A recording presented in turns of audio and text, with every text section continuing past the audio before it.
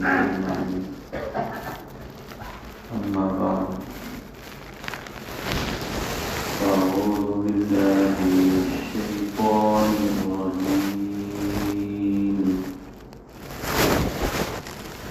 بسم الله الرحمن الرحيم إن الذين يلحدون في آياتنا أفمن يلقى في النار خير أم من يأتي آمنا يوم القيامة اعملوا ما شئتم إنه بما تعملون بصير صدق الله العظيم. قابل احترام جناب ڈاکٹر سید محمود قادری صاحب دامت اور دیگر سامعین کرام، کل کی مجلس میں کچھ تمہیدی باتیں تعلیم سے متعلق، علم دین حاصل کرنے سے متعلق، پھر اس کے بعد گشت، ہجرت، نصرت اور آیات قرآنیہ میں بیجا تعبیر و تحریف سے متعلق کچھ باتیں عرض کی گئی تھی۔ آج بھی ارادہ ہے کہ اسی سے متعلق کچھ باتیں عرض کروں تاکہ یہ موضوع پوری طرح سے واضح ہو جائے اور سمجھ میں آ جائے۔ قابل غور بات یہ ہے کہ جماعت کا جو نظام ہے وہ اس لیے ہے کہ لوگ دین سے جڑ جائیں، دین کے قریب ہو جائیں، مسجد والے بن جائیں، نمازی بن جائیں، علماء کرام کے قریب ہو جائیں، یہ اور اس طرح کے اس کے مقاصد بیان کیے جاتے ہیں۔ اس کام کے لیے اور اس ضرورت کے لیے تعلیم سے متعلق مستقل قرآن مجید میں آیتیں اور احادیث مبارکہ میں حدیثیں، نماز سے متعلق بھی قرآن مجید اور احادیث مبارکہ میں بہت کچھ ہے، روزہ، زکوٰۃ، حج اور دیگر عبادات سے متعلق بھی قرآن مجید اور احادیث مبارکہ میں بہت کچھ ہے۔ جس کام کو لے کر یہ جماعت اٹھی اس کے لیے بھرپور مضامین، بھرپور دلائل قرآن مجید اور احادیث مبارکہ میں موجود ہیں، بیان کیے جا سکتے ہیں، بشرطے کہ کام صحیح طریقے پر ہو، آیات کا صحیح مطلب بیان کیا جائے، احادیث مبارکہ کا صحیح مطلب بیان کیا جائے۔ مثلا جماعت کا مقصد یہ ہے کہ لوگ علم دین حاصل کریں، یہی کہتے ہیں کہ ہم سیکھنے اور سکھانے کے لیے نکلتے، سکھانے کے لائق تو ہوتے نہیں، سیکھنے کے لیے نکلتے۔ سیکھنے کے لیے ایسی جگہ جانا چاہیے جہاں سکھانے والے موجود ہوں۔ یہ قافلہ ایسا ہوتا ہے جو نہ سیکھنے کی صلاحیت رکھتا ہے نہ سکھانے کی صلاحیت، اس میں سکھانے والے بھی موجود نہیں ہوتے۔ تو جانا ایسی جگہ چاہیے جہاں سکھانے والے موجود، یا یہ کہ اس میں کوئی سکھانے والا ہو۔ تو علم دین سیکھنے کے فضائل تو قرآن مجید میں ہیں، احادیث مبارکہ میں ہیں اس کو بیان کر سکتے ہیں، اس کو بیان کر کے لوگوں کو شوق دلا سکتے ہیں، لوگوں کو نکال سکتے ہیں۔ نماز کے قریب کرنا ہے، مسجد سے جوڑنا ہے، تو نماز پڑھنے کے جو فضائل ہیں اس کو بیان کر کے لوگوں کو ابھارا جا سکتا ہے، نکالا جا سکتا ہے کہ چلو، تاکہ نماز سکھائی جائے اور نماز کا شوق دلایا جائے، نماز کے فائدے بتائے جائیں۔ یہ اور اس طرح کی اور بہت سی چیزیں وہ کرتے ہیں اور اس کی فضیلتیں قرآن اور حدیث سے بیان کی جا سکتی ہیں، بشرطے کہ وہ صحیح انداز پر کام کریں اور صحیح انداز پر اس کے فضائل بیان کریں، یہ شرط ہے، اور اس میں کوئی ایسا بیان کرنے والا ہو۔ لیکن یہ سب چھوڑ کر کتاب السیر والمغازی میں داخل ہونا، دین اسلام میں ایمان کے بعد ایک تو نماز ہے، دوسرے روزہ ہے، تیسرے زکوٰۃ ہے، چوتھے حج ہے، اور ایک چیز ہے جسے قتال فی سبیل اللہ کہا جاتا ہے۔ دین اسلام کے تحفظ کے لیے، اہل اسلام کے تحفظ کے لیے ایک فریضہ ہے جس کا نام ہے قتال فی سبیل اللہ۔ کوئی ملک ایسا نہیں ہے جو اسلحہ نہ رکھتا، جو فوج نہ رکھتا، جو اپنی حفاظت کے انتظامات نہ کرتا، سب کرتے۔ اس کے بغیر ملک باقی نہیں رہ سکتا، ملک محفوظ نہیں رہ سکتا۔ انسان تو انسان، جانور بھی اپنے دفاع کی صلاحیت کر سکتا۔ گھوڑے پیر چلاتے، شہد کی مکھیاں اور بھیڑ ان کے اندر ڈنک ہے، سانپ کے پاس بھی ڈنک ہے، زہریلا ڈنک ہے۔ اس طرح سے مخلوقات کو اللہ تعالیٰ نے اپنی حفاظت کا سامان دیا ہے کہ تم اپنی حفاظت کرو۔ اسی طرح اللہ تعالیٰ نے دین اسلام کو باقاعدہ حفاظت کا ایک سامان دیا ہے کہ جس سے ایمان بھی محفوظ رہے، اسلام بھی محفوظ رہے، اہل اسلام بھی محفوظ رہیں۔ اس راہ میں کوئی روڑا آئے تو اس روڑا کو اس کے ذریعے سے ہٹا دیا جائے۔ اس کو آسان زبان میں جہاد کے نام سے یاد کیا جاتا ہے۔ اردو زبان میں جب یہ لفظ بولا جاتا ہے تو اس کا معنی محنت اور کوشش سے نہیں کیا جاتا، بلکہ اس کا محنت اللہ کے لیے، اللہ کے دشمنوں سے لڑنا۔ عربی زبان میں قتال فی سبیل اللہ بھی کہا جاتا ہے اور دوسرے ناموں سے بھی اس کو یاد کیا جاتا ہے۔ یہ مستقل ایک فرض ہے، کبھی یہ فرض عین ہوتا ہے اور کبھی یہ فرض کفایہ ہوتا ہے۔ اس کا مستقل باب ہے، اس باب کو کتاب السیر کہتے ہیں، کتاب المغازی کہتے ہیں، اس کا یہ عنوان ہے، اس کی یہ ہیڈنگ ہے۔ اور اس بارے میں قرآن مجید میں 400 سے زیادہ آیتیں ہیں، 400 سے زیادہ آیتیں ہیں اور 1000 سے زیادہ حدیثیں موجود ہیں۔ اس کے جزئیات کو بھی بہت تفصیل سے قرآن مجید اور احادیث مبارکہ میں بیان کیا گیا ہے، اس لیے کہ اگر یہ نہ ہو تو دین بھی نہیں رہے گا، ایمان بھی نہیں رہے گا، اسلام بھی نہیں رہے گا، مسلمان بھی نہیں رہے گا۔ جو اپنی قوت گنوا دے، اپنی طاقت گنوا دے اور اپنی دفاعی صلاحیت گنوا دے، اس کو لوگ کھا جائیں گے، اس کو لوگ ختم کر دیں گے۔ تو یہ ایک مستقل شرعی حکم ہے، ایک چیز ہے، ایک عبادت ہے، ایک شریعت کا نظام ہے، بالکل الگ ہے۔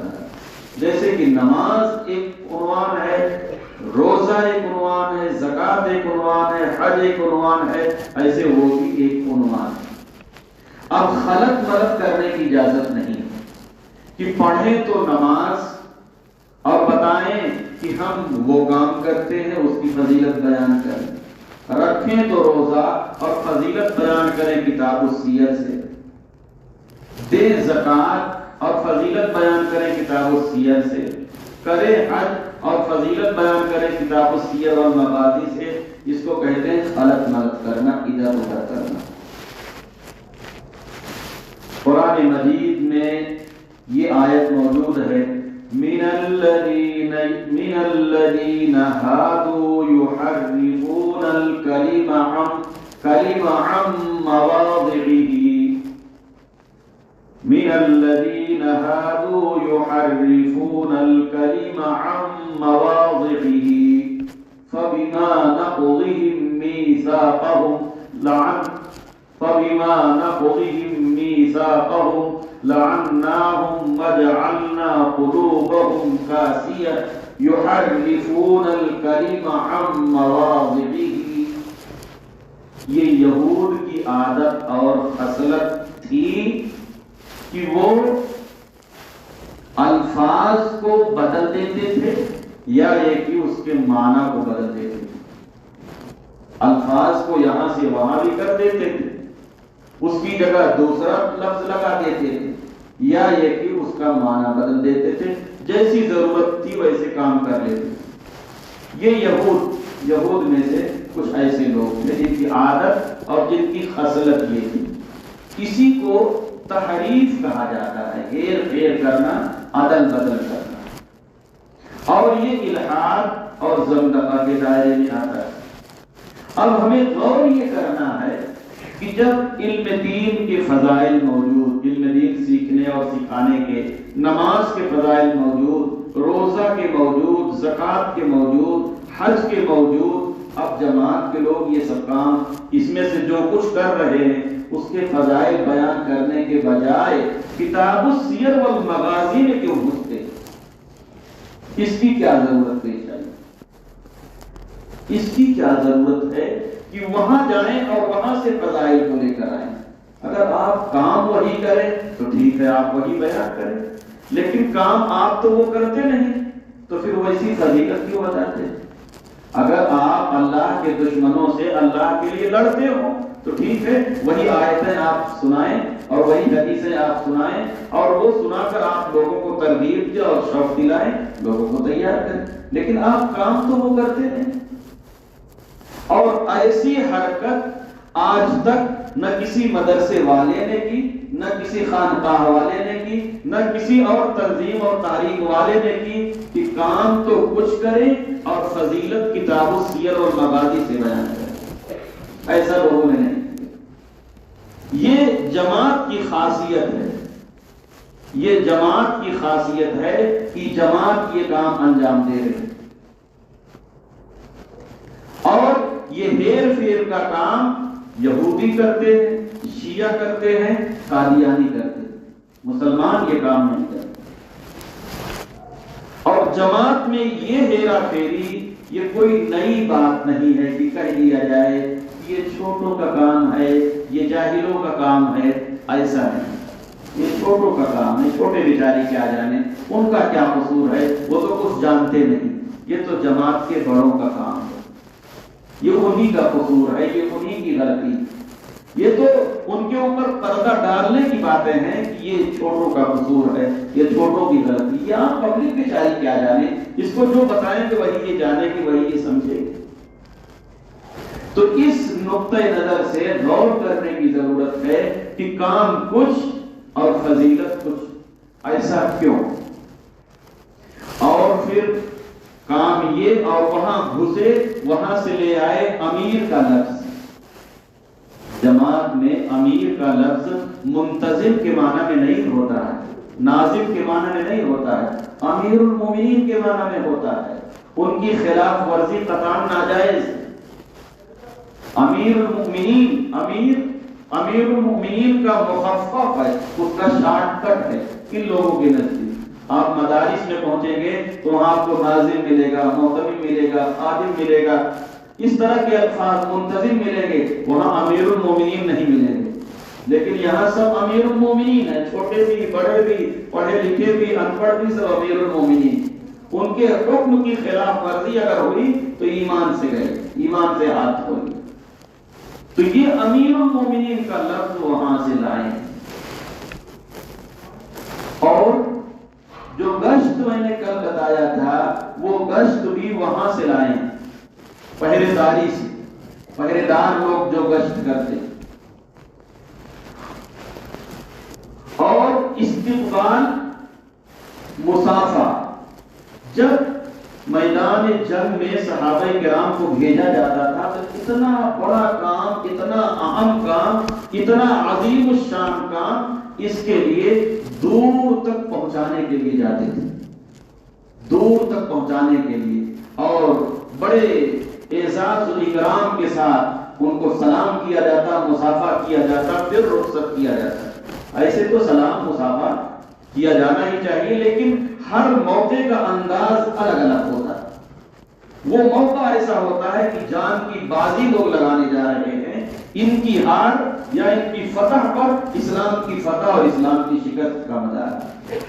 اگر یہ شکست آ گئے تو بہت بڑا نقصان ہو جائے گا، اور یہ فتح یاب ہوئے تو بہت بڑا کام ہو جائے گا۔ تو بڑے اعزاز و اکرام کے ساتھ دور تک پہنچایا جاتا، مصافحہ سلام کر کے ان کو روانہ کیا جاتا، ان کے لیے ڈھیر ساری دعائیں دی جاتی، دعائیں کی جاتی، اور پھر جب وہ واپس آنے لگتے تو آگے بڑھ کے ان کا استقبال کیا جاتا کہ قافلہ جان کی بازی لگا کے آ رہا۔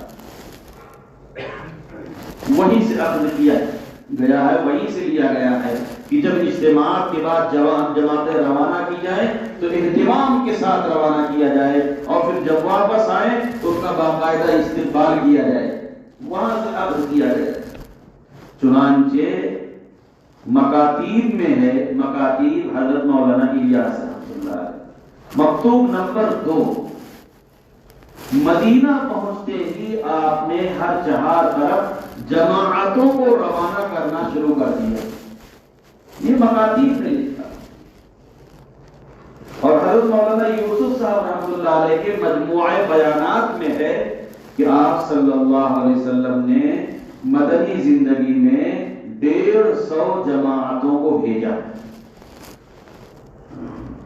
جماعت کا کام حضرت مولانا الیاس رحمۃ اللہ علیہ نے آج سے 96 سال پہلے شروع کیا ہے، اور بتا رہے ہیں کہ رسول پاک علیہ السلام نے مدینہ پہنچتے ہی ہر چہار طرف جماعتوں کو بھیجا، روانہ کرنا شروع کر دیا۔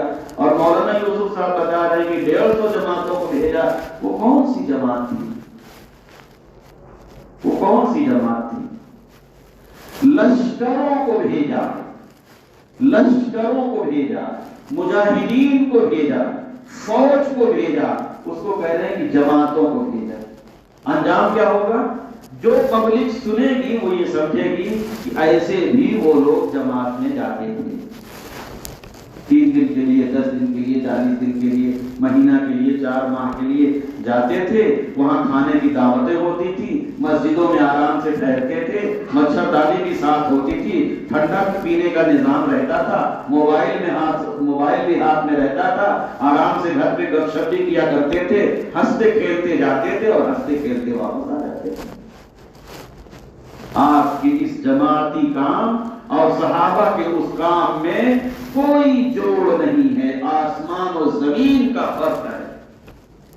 آپ نے الفاظ کو بدل کر، تعبیر کو بدل کر، عنوان کو بدل کر دین بدل ڈالا تھا۔ صحابہ کے کام کی عظمت کو گھٹا دیا، حیثیت کو گھٹا دیا۔ کہاں جان دینے کی بات اور کہاں 3 دن اور 4 دنوں کے لیے جانا، کہاں جان دینے کی بات اور کہاں جماعت میں جانا، کوئی جوڑ نہیں۔ تو وہاں سے جوڑنے کے لیے ترکیبیں اختیار کی جا رہی ہیں۔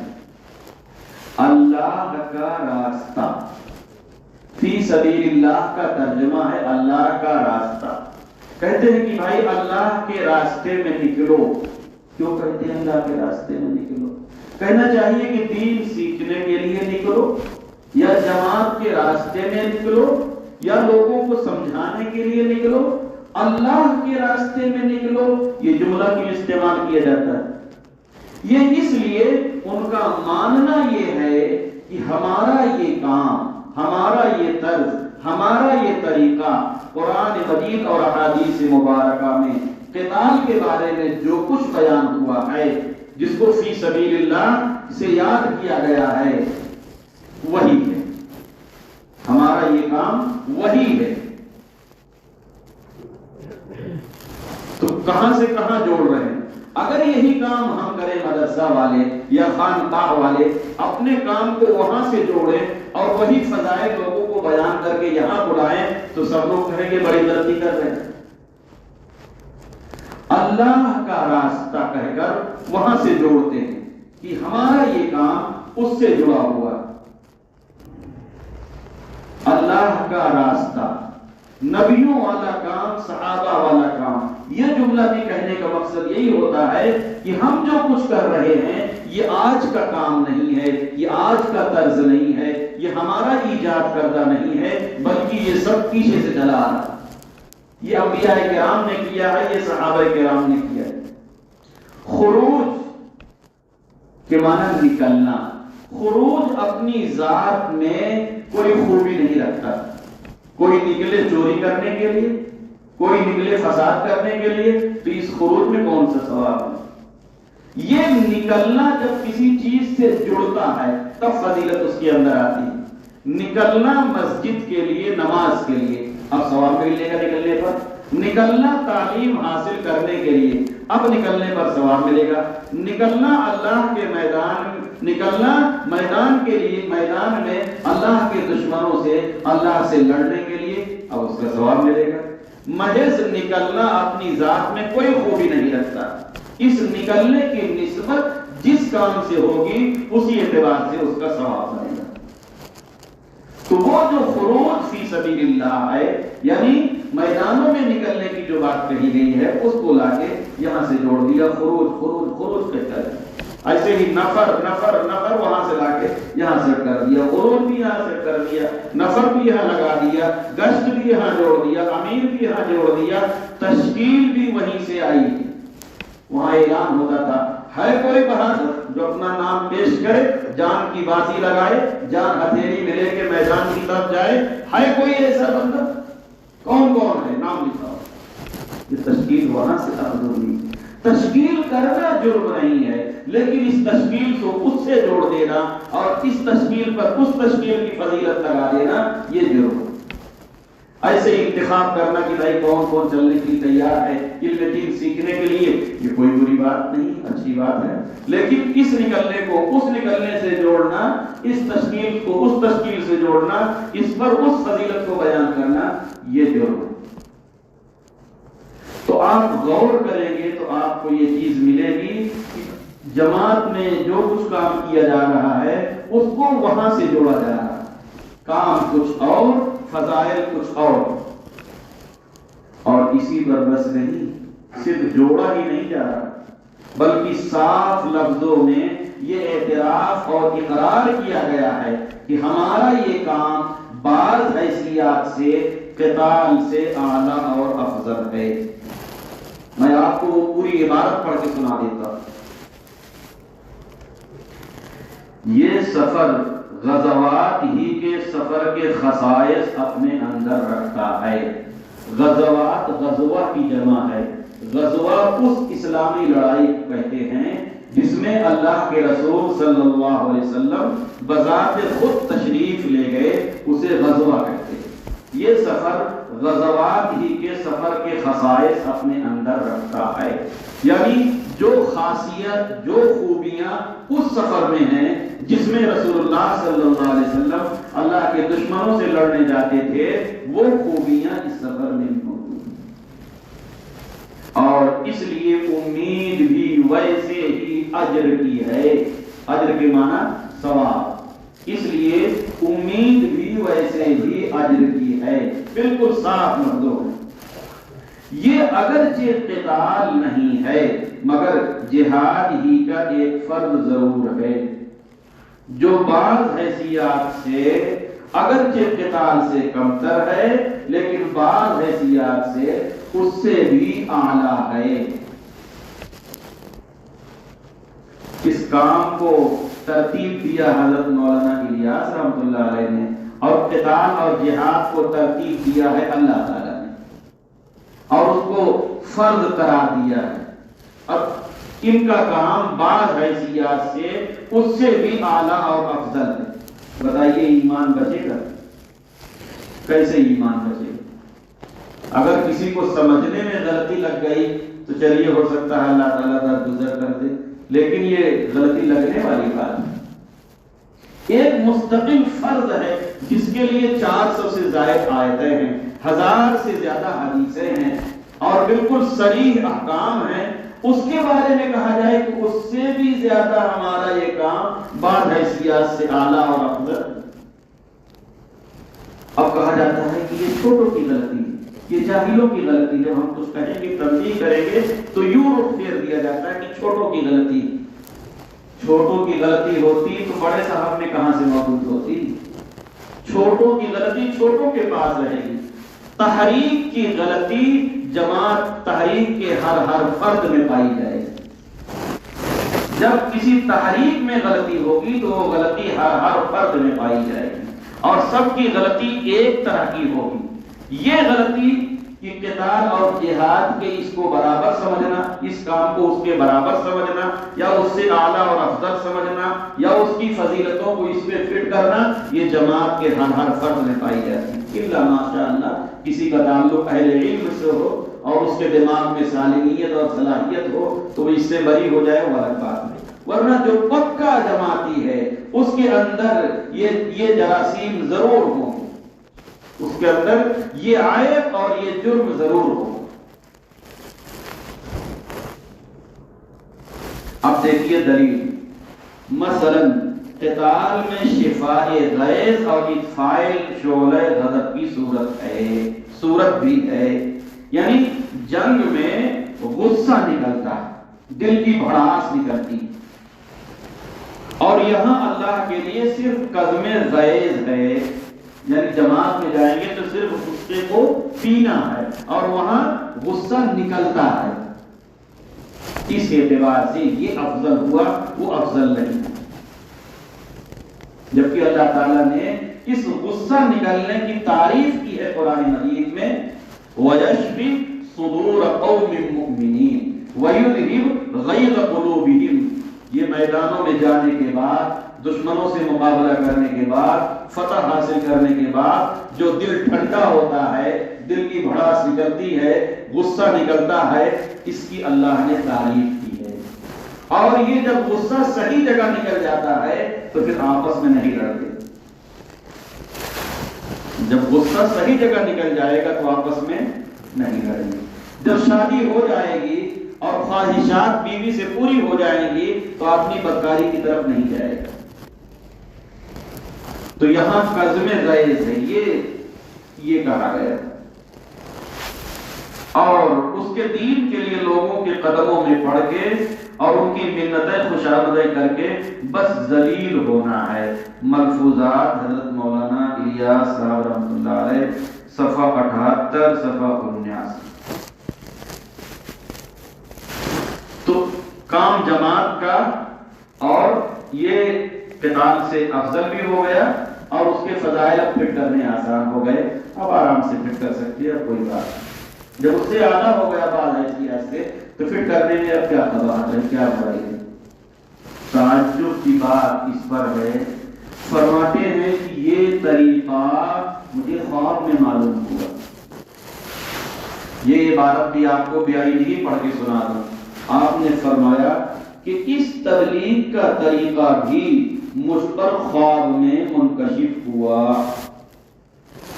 ملفوظات مولانا الیاس رحمۃ اللہ علیہ صفحہ 51۔ جب یہ طریقہ آپ کو خواب میں معلوم ہوا تو نبیوں والا کام کیسے ہو گیا، صحابہ والا کیسے ہو گیا؟ نبیوں والا کام تو قرآن مجید میں آپ کو ملنا چاہیے، صحابہ والا کام آپ کو قرآن مجید میں ملنا چاہیے اور احادیث مبارکہ میں ملنا چاہیے، اس کا طریقہ بھی اس میں مل جانا چاہیے۔ جب نبیوں نے کیا ہے اور صحابہ نے کیا ہے تو طریقہ بھی تو موجود ہوگا۔ کہتے ہیں کہ خواب میں منکشف ہوا، خواب کی بات کو یہ ہے اس لیے مل رہی، اور کیا ہے؟ فرماتے ہیں کہ اللہ تعالیٰ کا ارشاد کنتم خیر امت اخرجت للناس کی تفسیر خواب میں القا ہوئی، ملفوظات 51۔ कुंतुम खैर उम्मतिन उखरिजत लिन्नास तअमुरून बिल मारूफ व तनहौना अनिल मुनकर। इसकी तफसीर ख्वाब में मालूम हुई। आप सल्लल्लाहु अलैहि वसल्लम ने सहाबा को समझाया, सहाबा ने ताबईन को समझाया, और फिर मुफस्सिरीन ने तफसीरें लिखी और उस पर हदीसें मौजूद। कहते हैं कि ख्वाब में मालूम। इस ख्वाबी दीन की क्या जरूरत है, ख्वाबी जमात की क्या जरूरत है, ख्वाबी तरीके की क्या जरूरत है। इस ख्वाबी जमात और ख्वाबी तरीके पर चलकर लोग ख्वाब ही में पहुंच जाएंगे और ख्वाब ही में रहेंगे, बेदारी की नौबत ही नहीं आएगी। सोता हुआ आदमी तो हमेशा नुकसान ही में रहता है। ख्वाब वाला आदमी जो जागे, बेदार रहे, मेहनत करे, कोशिश करे, वो कामयाब होगा। ये सब ख्वाब वाला। और मैं आप हजरात को बताऊं कि हुआ क्या है। ये अमल बाकी अमलों में वो निस्बत रखता है जो जनाब रसूलुल्लाह सल्लल्लाहु अलैहि वसल्लम को मां सेवा से है। ये अमल कौन सा? जमात वाला अमल।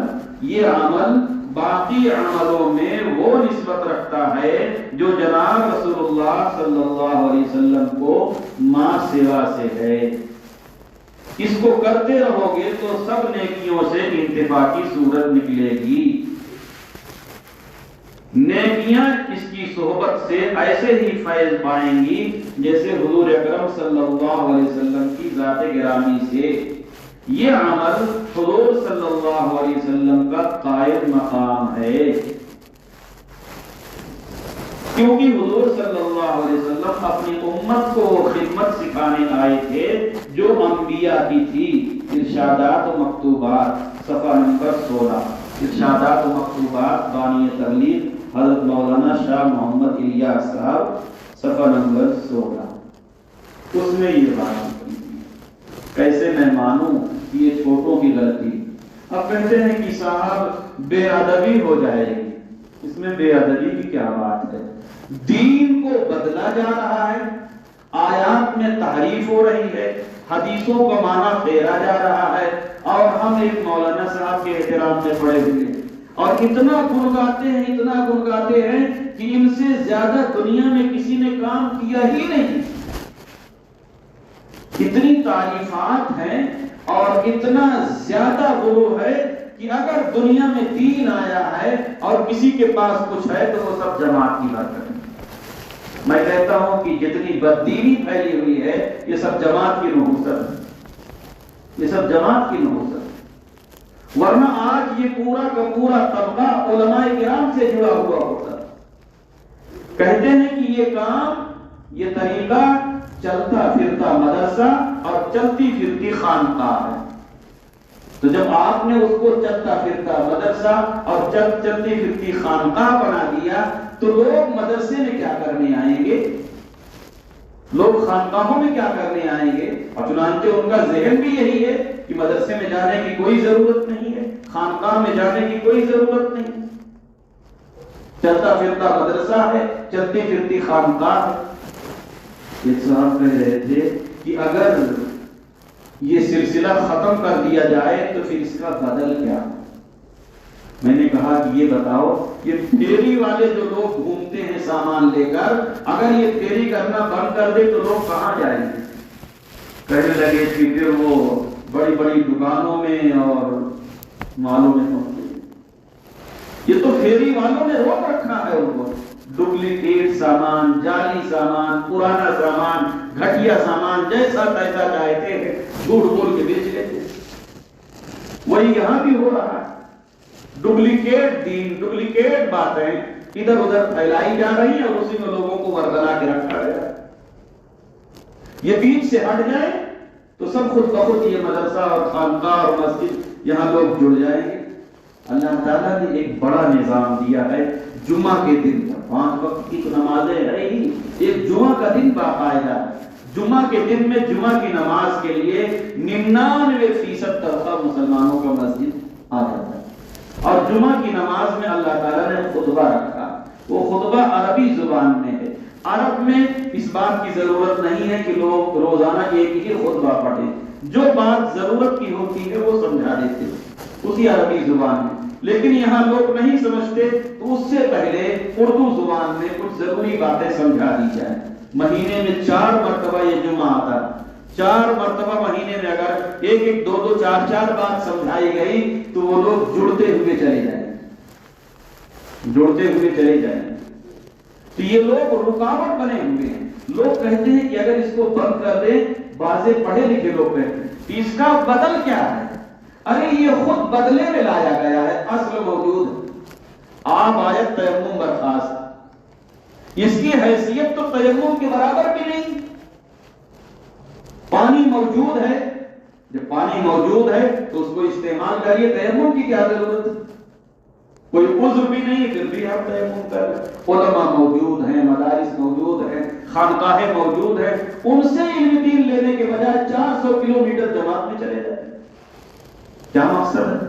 گھومنے جا رہے ہیں یا کیا کرنے جا رہے ہیں؟ وہ قتال کا ثواب لینے جا رہے ہیں، قتال کا ثواب، مرتے دم تک وہ ثواب قتال کیے بغیر نہیں ملے گا۔ جو کام کریں گے وہی ثواب ملے گا، اور جو کام نہیں کریں گے وہ ثواب نہیں ملے گا۔ تو یہ ایک دھوکہ ہے، بہت بڑا دھوکہ، جس کے چکر میں، جس کے لپیٹ میں بہت سارے لوگ آ گئے۔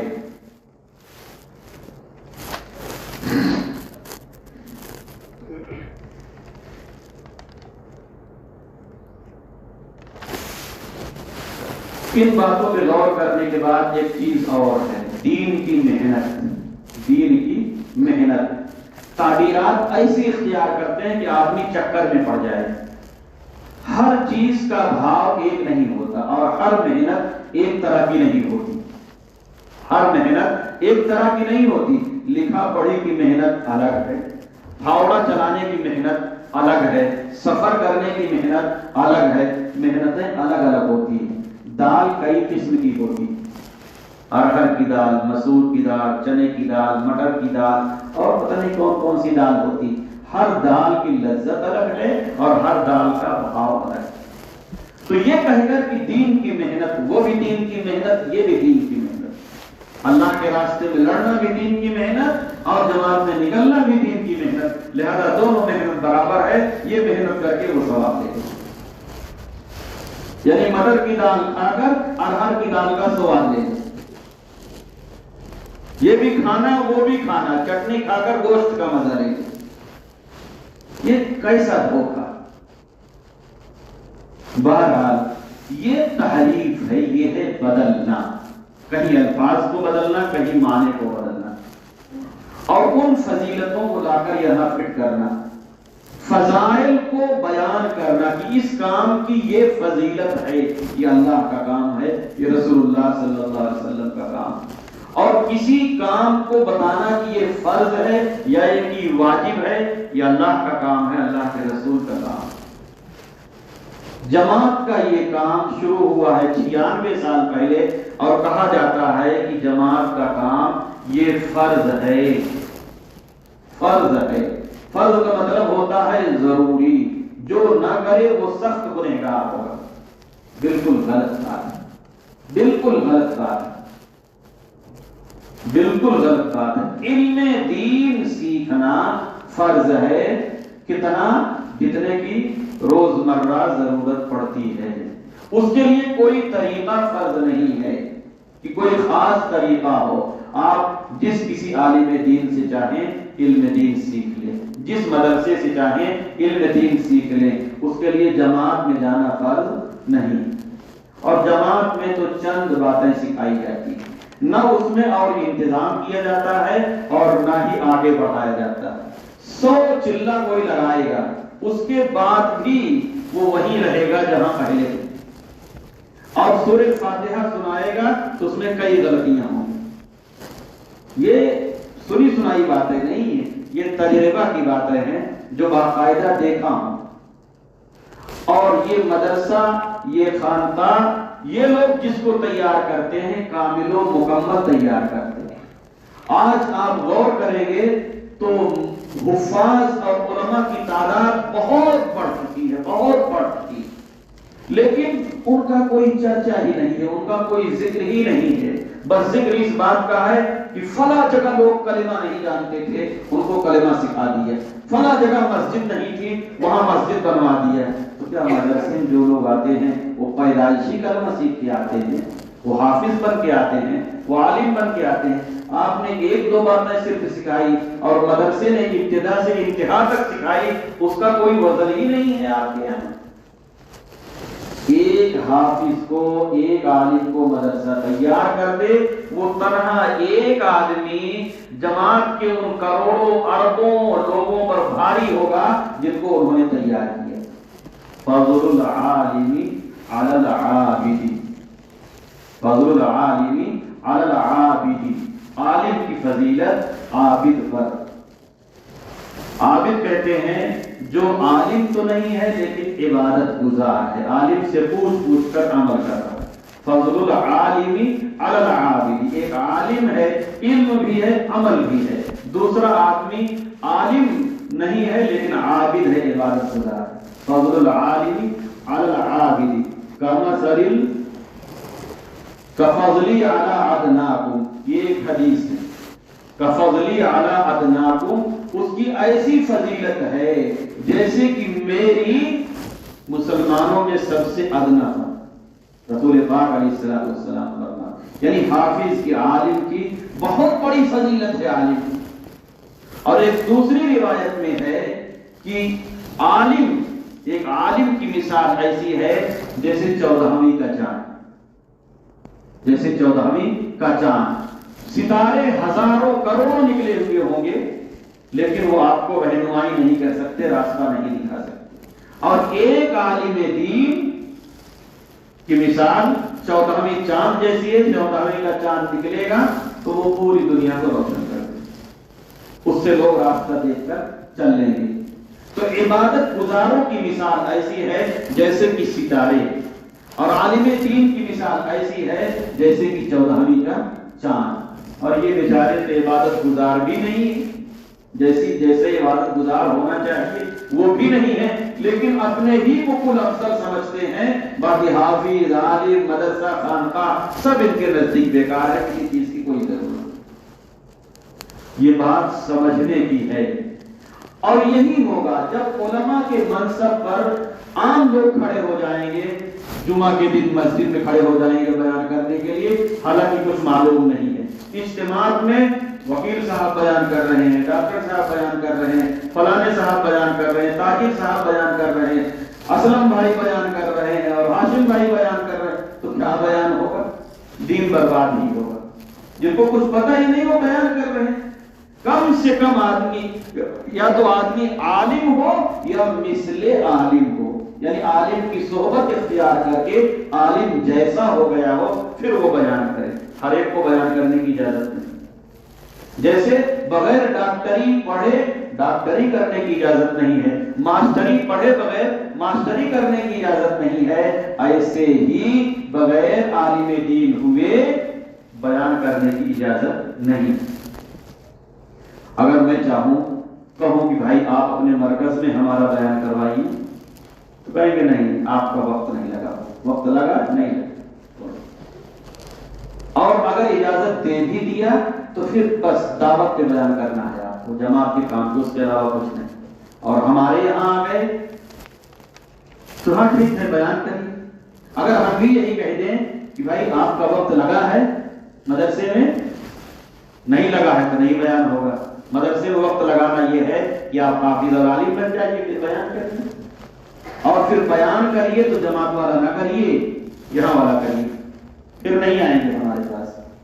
ہم ان سے کہتے ہیں کہ آپ علماء کو اپنے آپ سے نہ جوڑیں، آپ خود علماء سے جڑیں، آپ علماء کو اپنی سنانے کے لیے نہ بلائیں، آپ علماء کو بلائیں ان کی سننے کے لیے، تب آپ کی زندگی میں دین آئے گا۔ یہ بہت بڑا فرق ہے جو میں آپ کو بتا۔ بہرحال اللہ تعالی ہم سبوں کو یہ باتیں اچھی طرح سمجھنے کی اور پھر اس کے موافق عمل کرنے کی توفیق عطا فرمائیں، اور یہ جو لوگ اس طرح کی گمراہی میں پھنسے ہوئے ہیں اللہ تعالیٰ انہیں اس سے نکلنے کی توفیق عطا فرمائیں۔ وآخر دعوانا الحمدللہ رب العالمین۔ اللهم صل